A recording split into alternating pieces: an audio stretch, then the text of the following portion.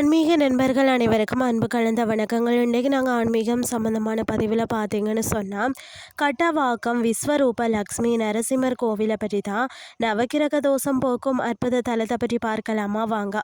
காஞ்சிபுரம் அருகே உள்ள கட்டவாக்கம் கிராமத்தில் அமைய பெற்றுள்ள அருள்மிகு விஸ்வரூப லக்ஷ்மி நரசிம்மர் திருக்கோவில் ஆன்மீக அன்பர்கள் எல்லாருமே தரிசிக்க வேண்டிய ஒரு மிக அபூர்வ தலமாகத்தான் காணப்படுகிறது.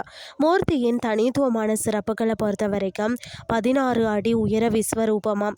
பெருமாள் ஆதார பீடம், கூர்ம பீடம், பத்ம பீடம், அனந்த பீடம், யோக பீடம் ஆகிய 5 பீடங்களின் மீது 16 அடி உயர பிரம்மாண்ட திருமேனியுடன் தாயார தன் மடியில இருத்தி வீற்றிருக்கிறாராம். அதாவது இவரது வடிவமைப்பு 6 அவதாரங்களையும் தாங்கியுள்ள ஆயுதங்கள் 4 அவதாரங்களையும் குறிக்கிறது.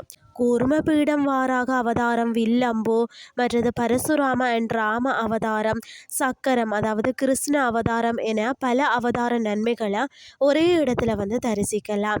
இந்த தல நரசிம்மருக்கு நெற்றியில 3வது கண் செவ்வாயின் அம்சமாக அமைந்திருப்பது தான் மிகவும் அரிதான ஒன்றாக இருக்கிறது. பெருமாளின் திருமுக மண்டலத்திலேயே நவக்கிரகங்களும் ஐக்கியமாகி உள்ளனர்.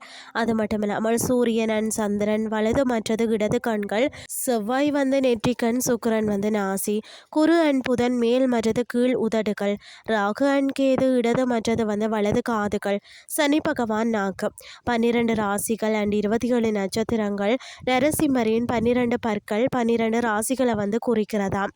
இங்கு வழிபடுவதால் நவக்கிரக தோஷங்கள் நீங்கி குடும்பத்தில் அமைதியும் செல்வமும் பெருகும் என்பது நம்பிக்கை. வாருங்கள், 16 அடி விஸ்வரூப லக்ஷ்மி நரசிம்மரை தரிசித்து நவக்கிரகங்களின் அருளை பெற்றுக்கொள்ளுங்கள் என்று சொல்லி கூறிக்கொண்டு இன்றைய ஆன்மீகம் சார்ந்த பதிவை நிறைவு செய்து கொள்கிறேன். இதே மாதிரி மற்றொரு ஆன்மீகம் சார்ந்த பதிவோடு உங்களை சந்திக்கிறேன். நன்றி.